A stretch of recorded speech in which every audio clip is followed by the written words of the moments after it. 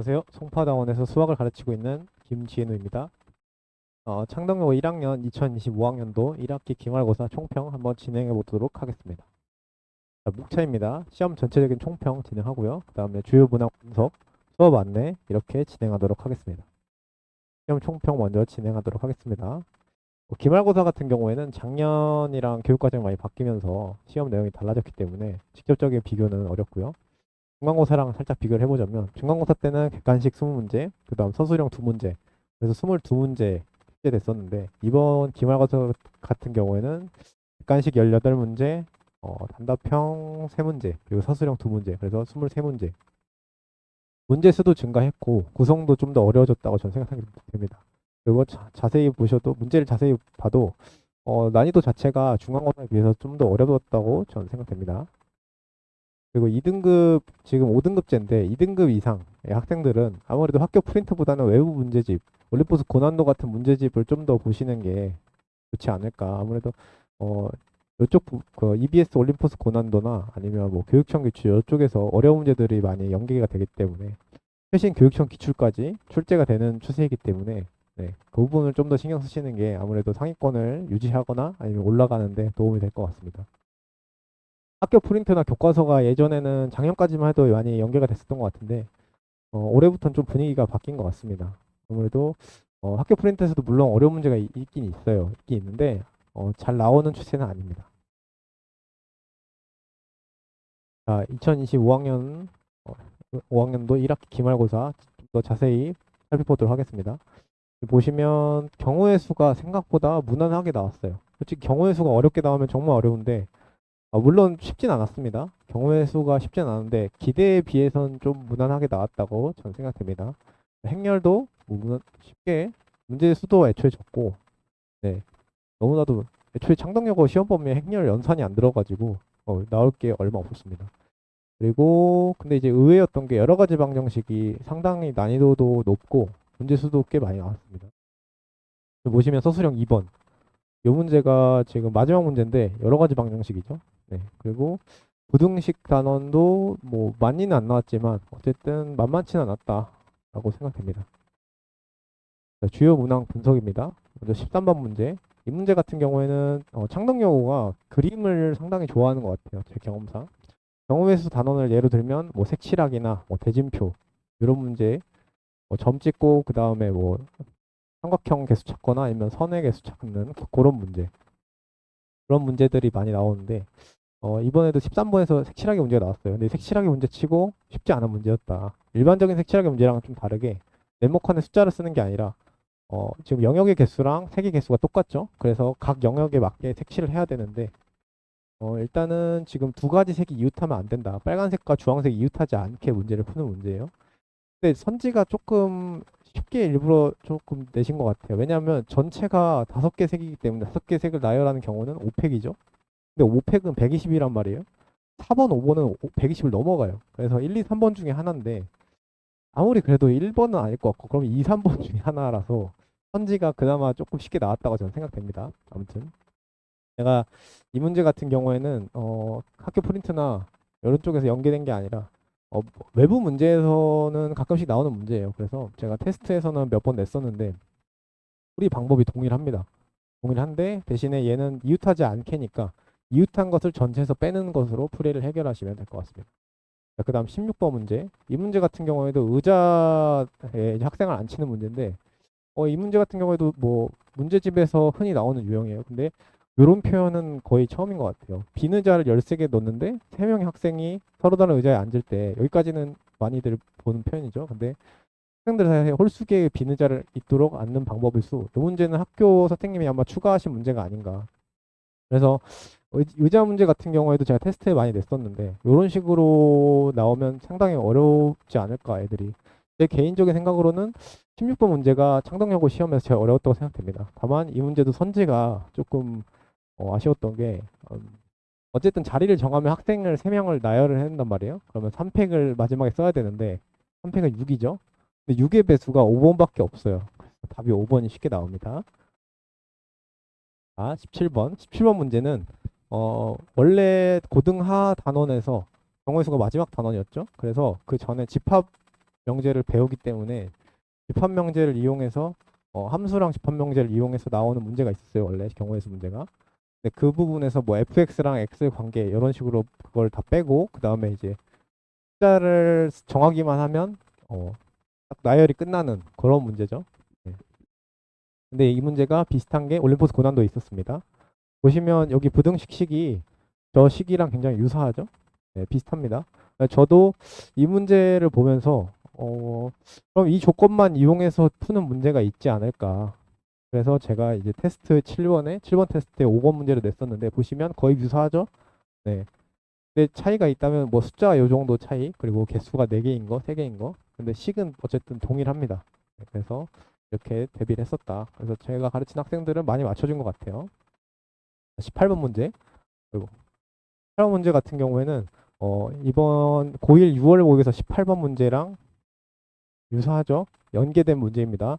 보시면 아시겠지만 원래 절대값 안에 x를 잘 건드리지 않아요. 근데 건드려도 숫자를 정해서 건드리는데 이 문제 같은 경우는 미지수를 a로 잡았죠. 네, a의 개수를 x의 개수를 a로 잡아가지고 문제가 부등식 문제 중에 꽤 어려운 편이었어요.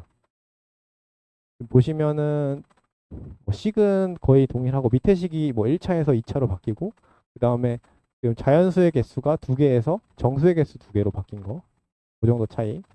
그래서 제가 이 문제 같은 경우에는 6월 모의사 이후에 테스트에서 한번 냈었는데 변형해서 냈었는데 네, 이 문제 같은 경우에는 제가 충분히 나올 것 같아서 일부러 테스트해서 냈었던 기억이 있습니다. 그래서 솔직히 말씀드리면 저희 반 아이들이 다 맞추지 못한 것 같아요. 아무래도 객관식 마지막 번호다 보니까 아이들이 심리적으로 시간에 많이 쫓겨서 좀 어려움을 느끼지 않았을까라고 생각됩니다.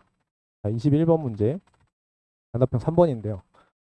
이 문제 같은 경우에도 지금 학교 프린트 조합 3번, 그리고 제가 9번 테스트에서 9번 문제를 냈었던 문제인데 보시면은 점의 개수를 다 센 다음에 그래서 7C3, 얘는 10C3 이런 식으로 점 3개를 골라가지고 삼각형을 만든 다음에 일직선에 있는 그 점의 개수를 빼는 그런 문제인데 원리는 똑같습니다. 근데 학교 선생님이 이거를 많이 변형하셔가지고 네, 정사각형을 이어서 만든 문제죠. 근데 이 문제가 함정이 있어요. 정사각형이 7개가 있는데 점은 14개거든요. 근데 이제 14C3 한 다음에 전체를 빼야 되는데 아이들이 아무래도 심리적으로 이게 사람 심리상 그 사각형 안에 있는 선밖에 선을 자꾸 세게 돼요. 그러니까 밖에 있는 선을 놓치게 됩니다. 그래서 일직선에 있는 점 3개를 셀 때 여기 이렇게 3개를 빼먹어가지고 아무래도 아이들이 335로 답을 적는 경우가 많았어요. 네, 정답은 334였습니다. 그 다음에 서술형 1번. 이 문제는 사실 어렵진 않았어요. 어렵진 않았는데 교과서 연계 문제예요. 창의력 수학 프로젝트 문제.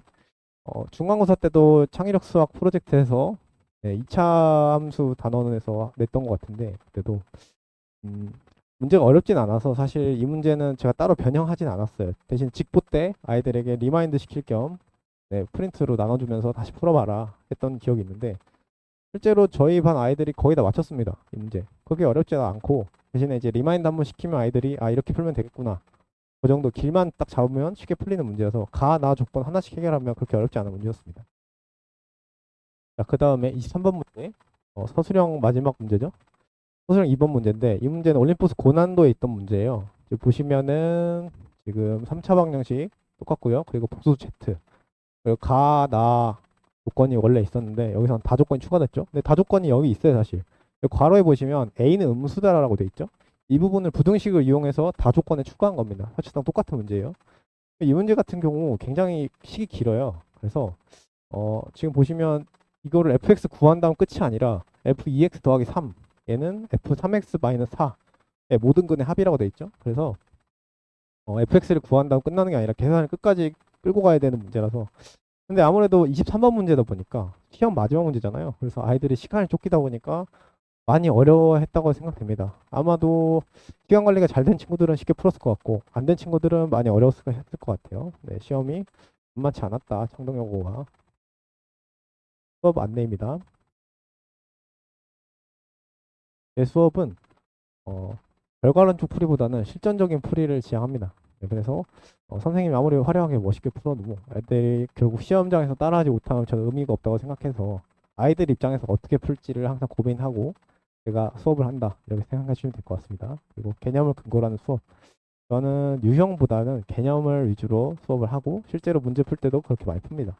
그래서 아이들이 뭐 깜짝 놀랄 때가 있는데 개념을 잘 알고 있으면 90% 이상은 거의 다 풀립니다. 남은 10%는 어떡하냐, 내신 기간이나 이럴 때 유형 제가 대비하는 방법이 있습니다. 그건 추후에 장면에서 보여드리도록 하겠습니다.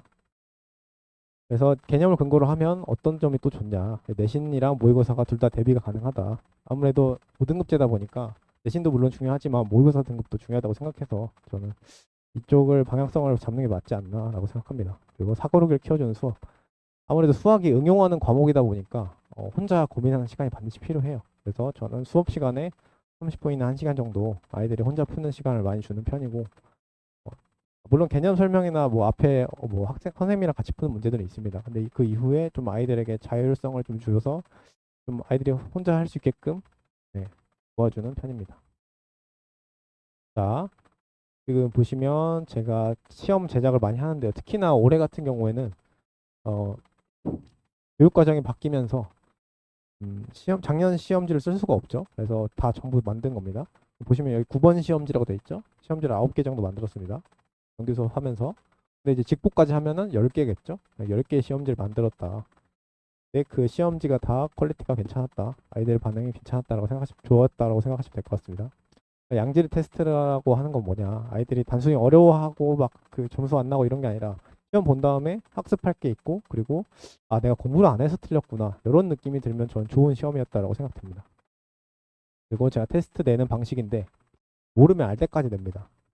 이번 시험에서 안 나와서 좀 아쉽긴 한데 올해 고2 3월 모의고사 16번 경우의 수 문제인데 이 문제가 그냥 보면 쉽진 않아요. 쉽진 않은데 제가 그래서 시험에 나올 것 같아가지고, 네, 시험에 나올 것 같아서 계속해서 변형을 해서 문제를 냈습니다. 지금 한 번 냈고 그 다음 보면은 두 번, 세 번. 그래서 세 번 정도 풀면 아이들이 그 다음부터는 잘 안 틀려요. 네. 이런 식으로 어려운 문제도 제가 10%의 아까 그 부족한 부분을 채울 수 있다고 했잖아요. 이런 식으로 테스트를 반복적으로 보면서 아이들의 부족한 부분을 채운다 이렇게 생각하시면 될 것 같습니다. 자, 창덕여고반 정규반 개강입니다. 7월 7일 월요일날 개강이고요. 수업은 6시부터 10시. 클리닉이 2시부터 5시라고 되어 있는데 제가 직접 진행하고요. 그리고 아무래도 판서 수업이다 보니까 아이들에게 부족한 부분이 있을 수밖에 없어요. 그 부분을 많이 보완한다 이렇게 생각하시면 될 것 같고요. 대신에 지금 이거는 학기 중에는 좀 어렵고 방학 때 이렇게 진행한다라고 생각하시면 될 것 같습니다. 그리고 공수 이제 진행하죠, 여름 방학 때.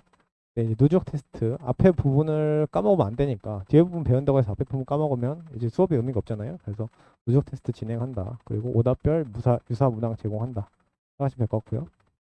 학교별 반이다 보니까 그 창덕여고 출제 경영과 난이도에 맞춰서 제가 이거는 반영을 한다, 수업 중에 자료를 만들 때나 뭐 수업 진행할 때나 그렇게 생각하시면 될 것 같습니다. 여름방학 특강입니다. 7월 30일부터 확통 특강 기강하고요. 월수금 3번. 그리고 총 9회입니다. 현재 고1 아이들은 확통이 필수인 세대죠. 그래서 확통을 좀 미리 하는 것도 좋을 것 같다고 생각됩니다. 그래서 확통 특강 진행하고요. 경우의 수를 배운 직후에 기말고사 범위에 경우의 수가 있었잖아요. 그래서 경우의 수를 배운 직후에 수강하시면 확통이 결국에 경우의 수의 확장이기 때문에, 네, 경우의 수를 지금 배운 상태에서 까먹기 전에 학습을 한다면 저는 좋다고 생각합니다. 그래서 이렇게 진행한다. 그리고 아마 여름방학 때 대수를 많이 하겠죠. 대수를 많이 하겠죠, 아이들이. 근데 대신에 저는 6회만 합니다. 6회만. 네, 화목 6회만 하고요. 아무래도 대수가 처음인 학생들이 좀 있어요. 많아요, 아이들이. 네, 그래서 선행을 했더라도 잘 기억이 안 나는 학생들이 많기 때문에 대수를 처음인 학생들을 대상으로 한다고 생각하고 좀 자세한 개념 설명하면서 진행합니다. 대신에 대수를 주 3회씩 한 주 동안 한다고 해서 전 한 바퀴가 완성이 안 될 것 같아요. 그래서 지수로그 삼각함수만 진행합니다. 6회로 진행하고요. 순열은 뺐습니다, 일부러. 네. 지수로그 삼각함수가 그나마 아이들이 처음 배웠을 때 많이 낯선 개념이라서 이 부분을 좀 집중적으로 공략한다 이렇게 생각하시면 될 것 같습니다. 왜 6회냐? 네, 그래서 정규 수업, 공수2 수업이 어쨌든 저는 망가지면 안 된다고 생각하기 때문에, 네, 그 수업에 지장이 없이 진행되도록 제가 일부러 6회만 진행한다 이렇게 생각하시면 될 것 같습니다. 시간표 예시고요. 여름방학 시간표 예시 보시면 아시겠지만 주에 4회, 주에 4회 그리고 하루에 8시간씩 저랑 계속 붙어 있는다. 거의 뭐 수학을 뭐 기계를 만든다. 아이들을 수학 기계로 만든다. 이렇게 생각하시면 될 것 같습니다. 네. 어, 네, 이것으로 이제 총평을 마치도록 하겠습니다. 감사합니다.